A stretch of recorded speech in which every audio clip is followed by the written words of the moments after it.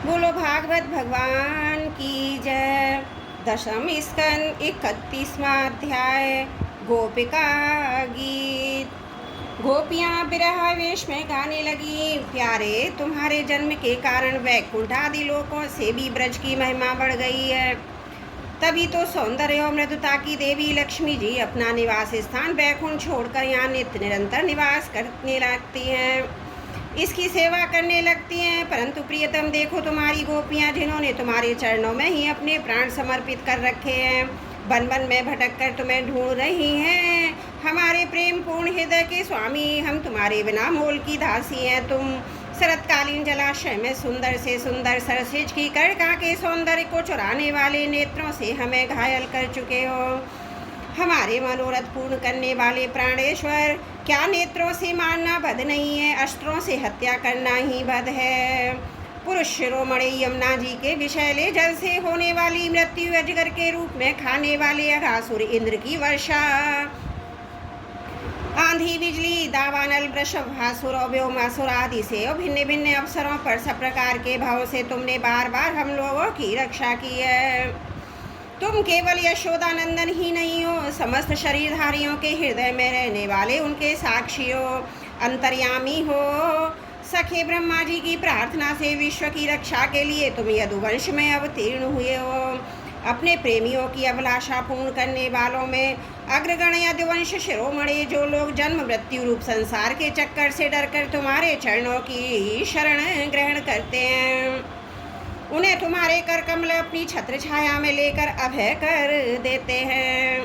हमारे प्रियतम, सबकी लालसा अभिलाषाओं को पूर्ण करने वाली वही कर कमल जिसने तुमने लक्ष्मी जी का हाथ पकड़ा है, हमारे सिर पर रख दो।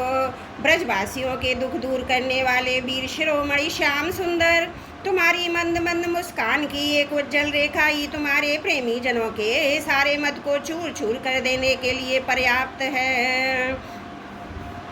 हमारे प्यारे सखा, हमसे रूठो मत, प्रेम करो। हम तो तुम्हारी दासी हैं, तुम्हारे चरणों पर निछावर हैं। हम अबलाओं को अपना परम सुंदर सांवला सांवला मुख कमल दिखलाओ। तुम्हारे चरण कमल शरणागत प्राणियों के सारे पापों को नष्ट कर देते हैं। वे समस्त सौंदर्य माधुर्य की खान है और स्वयं लक्ष्मी जी उनकी सेवा करती रहती हैं। तुम उन्हीं चरणों से हमारे बछड़ों के पीछे पीछे चलते हो। हमारे लिए उन्हें सांप के फनों तक रखने में भी तुमने संकोच नहीं किया। हमारा हृदय तुम्हारी विरह व्यथा की आग से जल रहा है, तुम्हारी मिलन की आकांक्षा हमें सता रही है। तुम अपने में ही चरण हमारे बक्षस्थल पर रखकर हमारे हृदय की ज्वाला को शांत कर दो। कमल नयन, तुम्हारी वाणी कितनी मधुर है, उसका एक एक पद, एक एक शब्द, एक एक अक्षर मधुरा मति मधुर है। बड़े बड़े विद्वान उसमें रम जाते हैं, उस पर अपना सर्वस्व निछावर कर देते हैं। तुम्हारी उसी वाणी का रसास्वादन करके तुम्हारी आज्ञाकारिणी दासी गोपिका मोहित हो रही हैं। दानवीर, अब तुम अपना दिव्य अमृत से भी मधुराधर रस पिलाकर हमें जीवन दान दो, झका दो। प्रभु, तुम्हारी लीला कथा भी अमृत स्वरूप है। विरह से सताए हुए लोगों के लिए तो यह जीवन सर्वस्व ही है। बड़े बड़े ज्ञानी महात्माओं भक्त कवियों ने उसका गान किया है। सारे पाप ताप तो मिटाती है, साथ ही श्रवण मात्र से परम मंगल परम कल्याण भी दान करती है। वह परम सुंदर परम मधुर परम विस्मृत भी है जो तुम्हारी उस लीला कथा का गान करते हैं। वास्तव में भूलोक में भी सबसे बड़े दाता हैं। प्यारे, एक दिन वह था जब तुम्हारी प्रेम भरी हंसी चितवन और तुम्हारे तरह तरह की क्रीड़ाओं का ध्यान करके हम आनंद से मगन हो जाया करती थी। उनका ध्यान भी परम मंगलदायक है। उसके बाद तुम मिले, तुमने एकांत में हृदय स्पर्शी टोलियों की प्रेम की बातें कही। हमारे कपटी मित्र अभी ये सब बातें याद करके हमारे मन को शुद्ध किए देती हैं।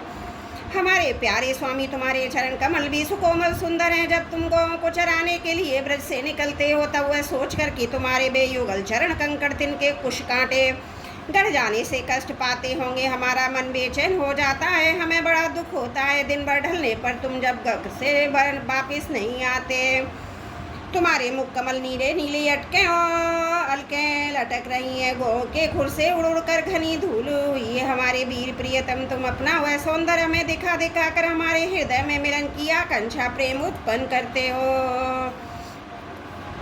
प्रियतम एकमात्र तुम ही हमारे सारे दुखों को मिटाने वाले हो। तुम्हारे चरण कमल शरणागत भक्तों की समस्त अभिलाषाओं को पूर्ण करने वाले हैं। स्वयं लक्ष्मी जी उनकी सेवा करती हैं, पृथ्वी के तो वो भूषण ही हैं। आपत्ति के समय एकमात्र उन्हीं का चिंतन करना उचित है, जिससे सारी आपत्तियां कट जाती हैं। कुंज बिहारी तुम अपने में परम कल्याण स्वरूप चरण कमल हमारे वक्षस्थल पर रखकर हृदय की व्यथा शांत कर दो। वीर शिरोमणि तुम्हारा अधरा अमृत मिलन के सुख को आकांक्षा को बढ़ाने वाला है।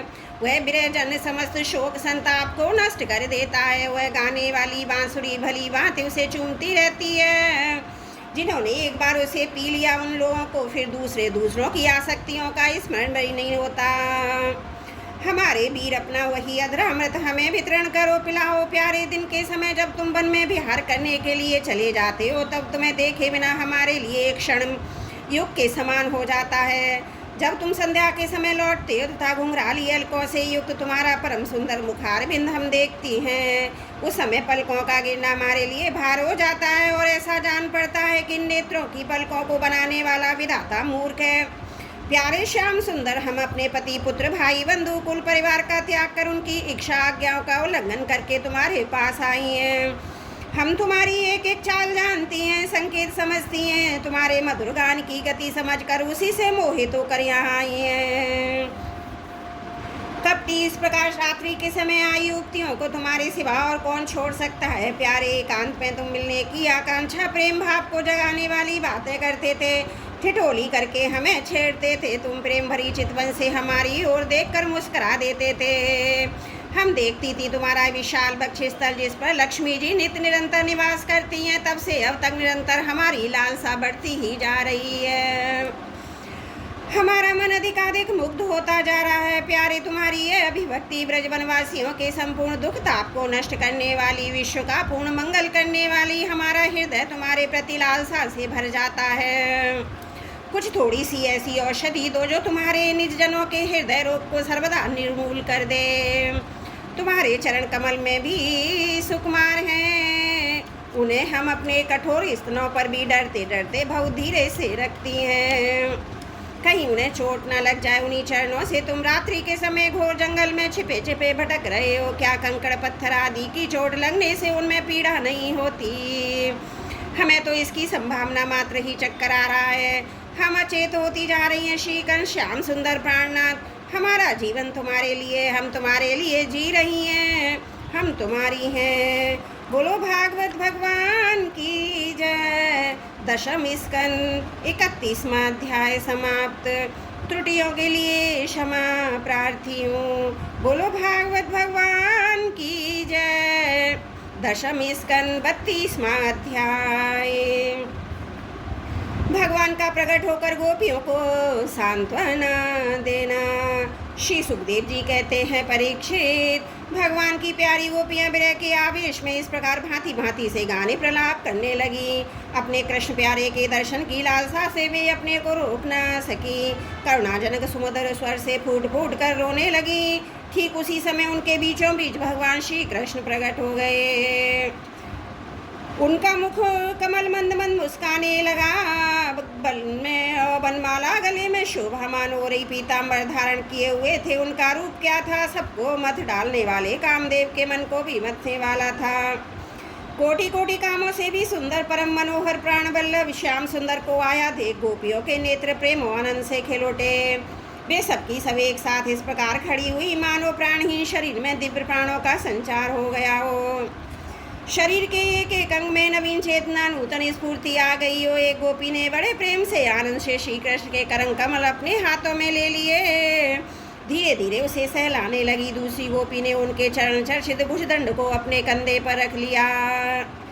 तीसरी सुंदरी ने भगवान का चबाया हुआ पान अपने हाथों में ले लिया। चौथी गोपी इसके हृदय में भगवान के विरह से बड़ी जलन से हो रही थी, बैठ गई, उनके चरण कमलों को अपने वक्षस्थल पर रख लिया। पांचवी गोपी प्रणय कोप से विहल होकर भौएं चढ़ाकर दांतों से होठ दबाकर अपने कटाक्ष बाणों से बीनती उनकी ओर ताकने लगी। छठी गोपी अपने निर्निमेष नैने उनके कमल नयन का मकरंद रस पान करने लगी। परंतु जैसे संत पुरुष भगवान के चरणों के दर्शन से कभी तृप्त नहीं होते, वैसे ही उनकी मुख माधुरी का निरंतर पान करते रहने पर भी तृप्त नहीं होती थी। सातवीं गोपी नेत्रों के मार्ग से भगवान को अपने हृदय में ले गई। फिर उसने आंखें बंद कर दी। अब मन ही मन भगवान का आलिंगन करने से उसका शरीर पुलकित हो गया, रोम रोम खिल उठा और सिद्ध गोपियों के समान परमानंद में मगन हो गई। परीक्षित जैसे मुमुक्ष जन परम संतोषी और ज्ञानी पुरुष को प्राप्त करके संसार की पीड़ा से मुक्त हो जाते हैं, वैसे ही सभी गोपियों को भगवान श्री कृष्ण के दर्शन परम आनंद और परम उल्लास प्राप्त हुआ। उनके विरह के कारण गोपियों को जो दुख हुआ उससे वे मुक्त हो गईं और शांति के समुद्र में डूबने लगी। परीक्षित यूं तो भगवान श्री कृष्ण अच्युत एक रस है, उनका सौंदर्य और माधुर्य निरतिशय है। फिर भी वह विरह पथा से हुई मुक्त गोपियों के बीच में उनकी शोभा भी बढ़ गई। ठीक वैसे ही जैसे परमेश्वर अपने नित्य ज्ञान बल आदि शक्तियों से सेवित होने पर भी शोभामान होता है। इसके बाद भगवान श्री कृष्ण ने उन ब्रजसुंदरियों को साथ लेकर यमुना जी के पुल में प्रवेश किया। उस समय खिले हुए कुंद मंदार के पुष्पों की सुरभीली बड़ी शीतल और सुगंधित मंद मंद वायु चल रही थी। उसकी महक से मतवाले होकर भौरे इधर उधर मंडरा रहे थे। शरद पूर्णिमा के चंद्रमा की चांदनी अपनी निराली जटा दिखला रही थी। उसके कारण रात्रि के अंधकार का तो कहीं पता ही न था। सर्वत्र आनंद मंगल का ही साम्राज्य छाया था। पुलन क्या था, यमुना जी ने में से अपनी लहरों के हाथों भगवान की लीला के लिए सुकोमल बालू का रंगमंच बना रखा था। परीक्षित भगवान श्री कृष्ण के दर्शन के गोपियों के हृदय में इतना आनंद हुआ, इतने रस का उल्लास हुआ कि उनके हृदय की सारी आदि व्याधि मिट गई। जैसे कर्मकांड की श्रुतियाँ उसका वर्णन करते करते अंत में ज्ञान कांड का प्रतिपादन करने लगती हैं, फिर वे समस्त मनोरथों से ऊपर उठ जाती हैं, कृतकृत्य हो जाती हैं। वैसे ही गोपियाँ भी पूर्ण काम हो गईं। अब उन्होंने अपने वक्ष स्तर पर लगी रोली के सर से चिन्हित ओढ़नी को अपने परम प्यारे स्वर श्री कृष्ण के विराजने के लिए बिछा दिया। बड़े बड़े योगीश्वर अपने योग साधना से पवित्र किए हुए हृदय में उनके लिए आसन की कल्पना करते रहते, फिर भी वो अपने हृदय सिंहासन पर बैठा नहीं पाते। वही सर्वशक्तिमान भगवान यमुना जी की रेती में गोपियों की ओढ़नी पर बैठ गए। सहस्त्र सहस्त्र गोपियों के बीच में उनसे पूजित होकर भगवान बड़े ही शोभामान हो रहे थे। परीक्षित, तीनों लोकों में तीनों काल में जितना भी सौंदर्य प्रकाशित होता है वह सब तो भगवान के बिंदु मात्र सौंदर्य का आभासवर है, वे उसके एकमात्र आश्रय हैं। भगवान श्री कृष्ण अपने इस अलौकिक सौंदर्य के द्वारा उनके प्रेम और आकांक्षा को और भी उभार रहे थे। गोपियों ने अपनी मंद मंद मुस्कान विलासपूर्ण चित बनौते शिवों से उनका सम्मान किया। किसी ने उनके चरण कमलों को अपनी गोद में रख लिया तो किसी ने उनके कर कमलों को भी उनके इस संस्पर्श को आनंद लेते हुए कभी कभी कह उठती थी, कितना सुकुमार है, कितना मधुर है। इसके बाद श्री कृष्ण छिप जाने से मन ही मंथन एक रूठ कर उनके मुँह से ही उनका दोष स्वीकार कराने के लिए वे कहने लगी। गोपियों ने कहा, नटनागर, कुछ लोग तो ऐसे होते हैं जो प्रेम करने वाले से ही प्रेम करते हैं और कुछ लोग प्रेम ना करने वाले से भी प्रेम करते हैं, परंतु कोई कोई दोनों से ही प्रेम नहीं करते। प्यारे, इन तीनों में से तुम्हें कौन सा अच्छा लगता है? भगवान श्री कृष्ण ने कहा, मेरी प्रिय सखियो, जो प्रेम करने पर प्रेम करते हैं उनका तो सारा उद्योग सर्वार्थ को लेकर ही है। लेन देन मात्र है, ना तो उनमें सौहार्द है ना तो धर्म। उनका प्रेम केवल स्वार्थ के लिए ही है, इसके अतिरिक्त उनका कोई प्रयोजन नहीं है।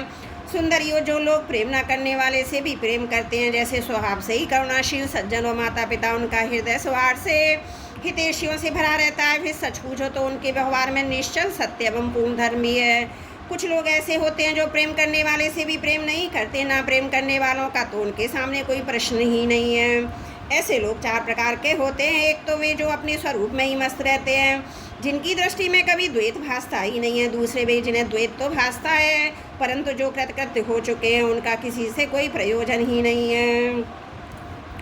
तीसरे वे जो जानते नहीं कि हमसे कौन प्रेम करता है। चौथे हैं जो जान पूछकर अपना हित करने वाले परोपकारी गुरुतुल्य लोगों से भी द्रोह करते हैं, उनको सताना चाहते हैं। गोपियों, मैं तो प्रेम करने वाले से भी प्रेम का व्यवहार नहीं करता। जैसा करना चाहिए मैं ऐसा केवल इसलिए करता हूँ कि उनकी चित्तवृत्ति और भी मुझ में लगे, निरंतर लगी ही रहे। जैसे निर्धन पुरुष को कभी बहुत सा धन मिल जाए और फिर खो जाए तो उसका हृदय खोए हुए धन की चिंता से भर जाता है, वैसे ही मैं भी मिल मिल कर छिप छिप जाता हूँ। गोपियों, इसमें संदेह नहीं है कि तुम लोगों ने मेरे लिए लोक मर्यादा वेद मार्ग अपने सगे संबंधियों को भी छोड़ दिया है।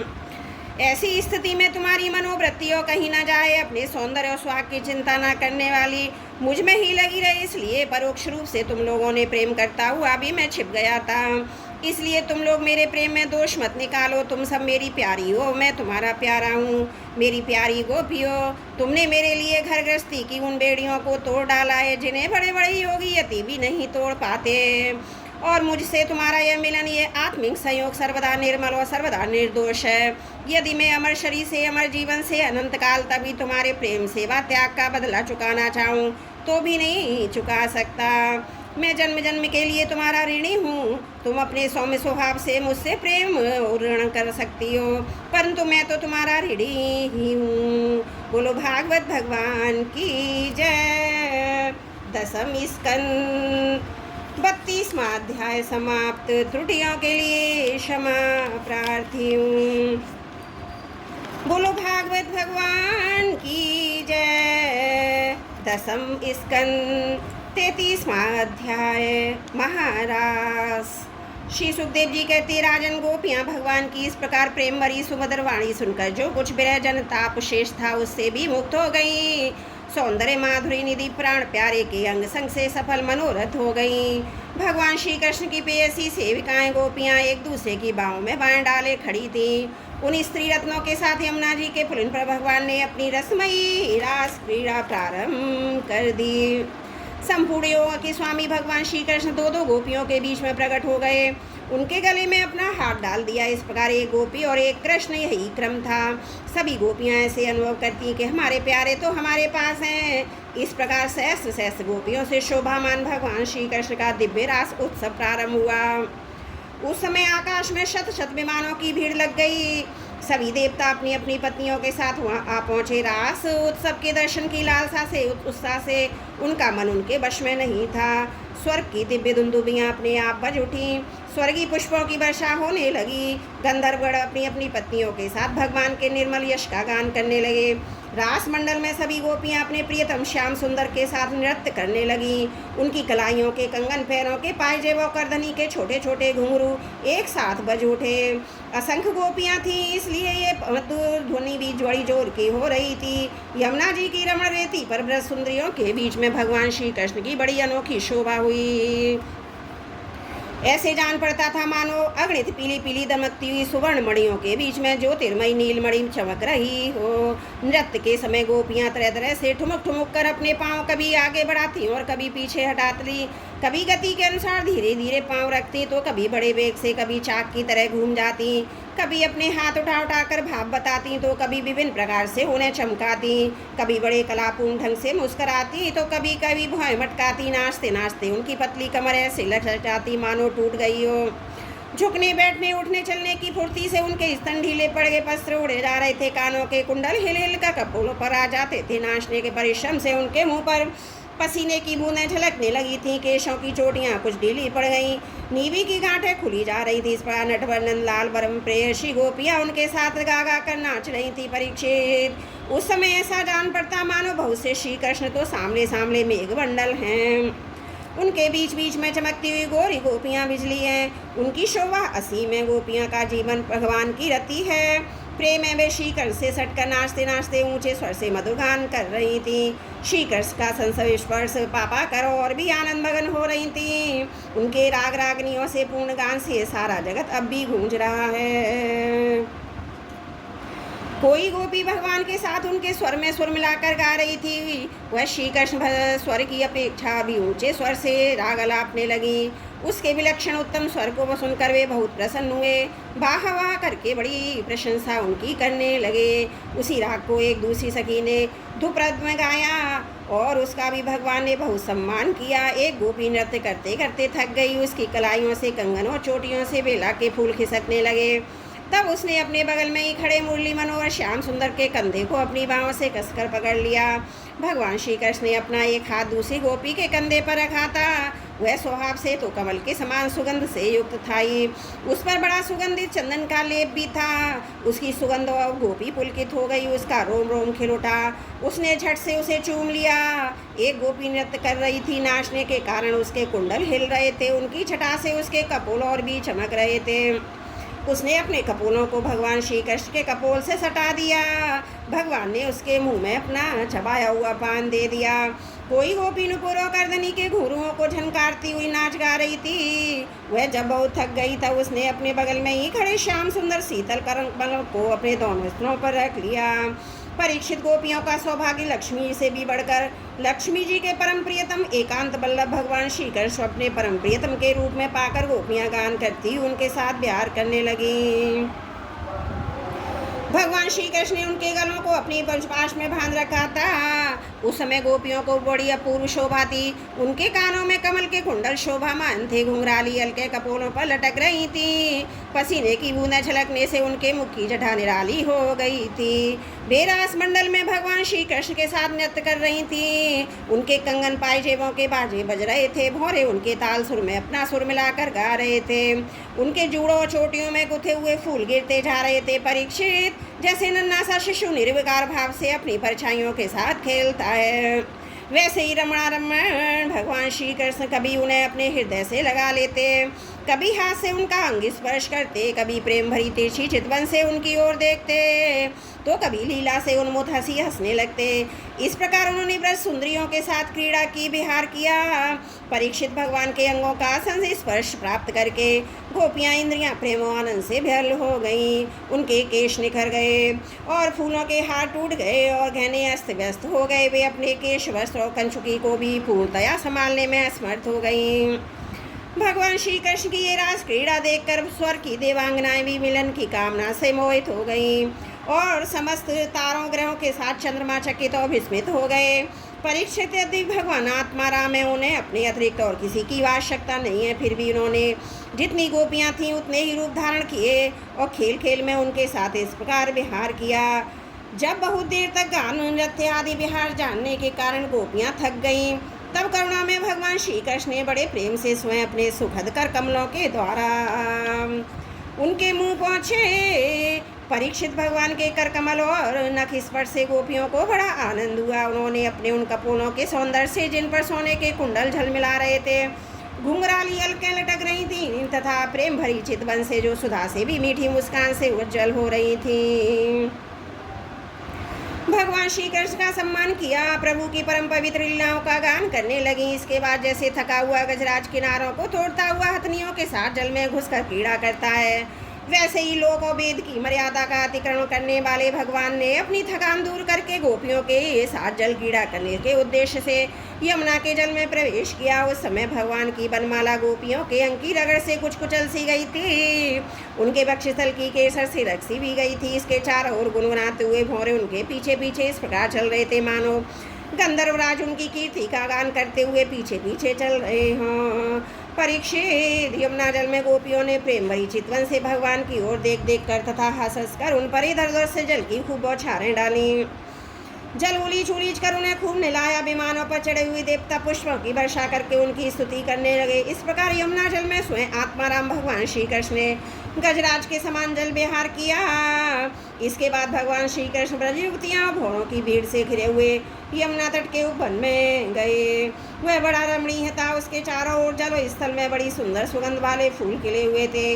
उनकी सुवास लेकर मंद मंद वायु चल रही थी। इसमें भगवान इस प्रकार विचरण करने लगे जैसे मदोन्मत्त गजराज हथनियों के साथ झुंड के साथ घूम रहा हो। परीक्षित शरद की रात्रि इसके रूप में अनेक रात्रियां पंचीभूत हो गई थी। बहुत सुंदर थी। चारों ओर चंद्रमा की बड़ी सुंदर चांदनी छटक रही थी। काव्यों में शरद ऋतु की जिन रस सामग्रियों का वर्णन मिलता है उन सभी से वह युक्त थी। उसमें भगवान श्री कृष्ण ने अपनी प्रेयसी गोपियों के साथ यमुना के पुलिन यमुना जी और उनके उपवन में विहार किया। यह बात स्मरण रखनी चाहिए कि भगवान सत्य संकल्प हैं। वह सब उनके चिन्मय संकल्प की ही चिन्मयी लीला है और उन्होंने इस लीला में काम भाव को, उसकी चेष्टाओं को तथा उसकी क्रियाओं को सर्वदा अपने अधीन कर रखा था, उन्हें अपने आप में कैद कर रखा था। राजा परीक्षित ने पूछा, भगवान श्री कृष्ण सारे जगत के एकमात्र स्वामी है। उन्होंने अपने अंश श्री बलराम जी के सहित पूर्ण रूप में अवतार ग्रहण किया था।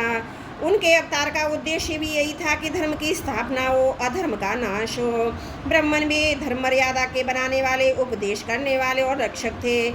फिर उन्होंने स्वयं धर्म के विपरीत परिस्थितियों का स्पर्श कैसे किया। मैं मानता हूँ कि भगवान श्री कृष्ण पूर्ण काम थे, उन्हें किसी भी वस्तु की कामना नहीं थी, फिर भी उन्होंने किस अभिप्राय से ये निंदनीय कर्म किया। परम ब्रह्मचारी मुनीश्वर, आप कृपा करके मेरा ये संदेह मिटाइए।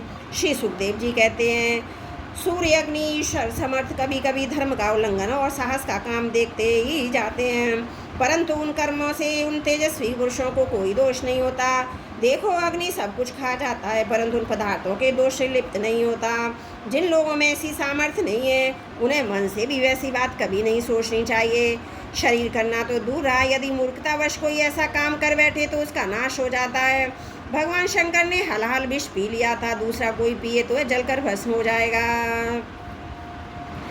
इसलिए इस प्रकार के जो शंकर आदि ईश्वर हैं, अपने अधिकार के अनुसार उनके वचन को ही सत्य मानना और उसी के अनुसार आचरण करना चाहिए। उनके आचरण का अनुकरण तो कहीं कहीं किया जाता है। इसलिए बुद्धिमान पुरुष को चाहिए कि उनका जो आचरण उनके उपदेश के अनुकूल हो, उसी को जीवन में उतारें। परीक्षित, वे सामर्थ्यवान पुरुष अहंकारहीन हो जाते हैं। शुभ कर्म करने में उनका कोई सांसारिक स्वार्थ नहीं होता है, अशुभ कर्म करने में अनर्थ नुकसान नहीं होता।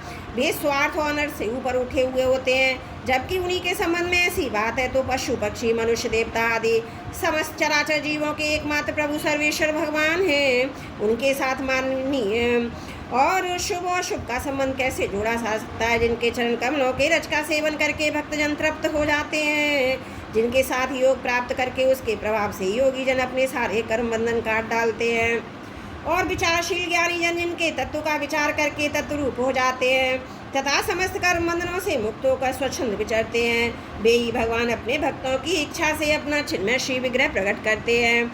तब भला उनमें कर्म बंधन की कल्पना ही कैसे हो सकती है? गोपियों, उनके पतियों के और संपूर्ण शरीरधारियों के अंतकरण में तो आत्मा रूप से विराजमान है, जो सबके साक्षी और परम पति हैं। वही तो अपना दिव्य चिन्मय श्री विग्रह प्रकट करके यह लीला कर रहे हैं। भगवान जीवों पर कृपा करने के लिए अपने को मनुष्य रूप में प्रकट करते हैं और ऐसी लीलाएं करते हैं जिन्हें सुनकर जीव भगवत प्राण हो जाए। ब्रजवासी गोपों ने भगवान श्री कृष्ण में तनिक भी दोष वृद्धि नहीं की।